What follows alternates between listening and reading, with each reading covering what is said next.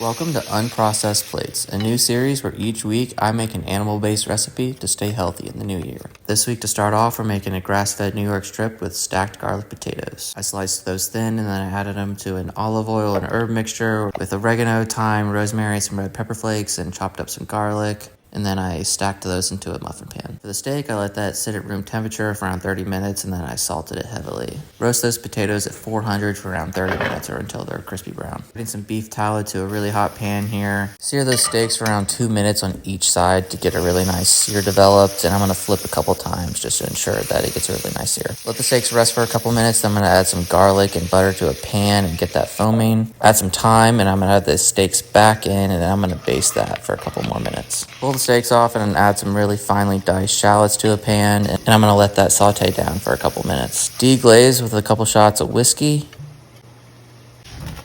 Then I'm gonna add a couple tablespoons of balsamic vinegar, let that render down, and then we're gonna add some heavy cream and let that render down again. Then all you gotta do is plate up with your potatoes, cut your steaks. Not typically a fan of New York strips, but the sauce and the steak was pretty good. And I'm gonna spoon some of that sauce right on top of the steak. Serve this with a simple side Caesar salad.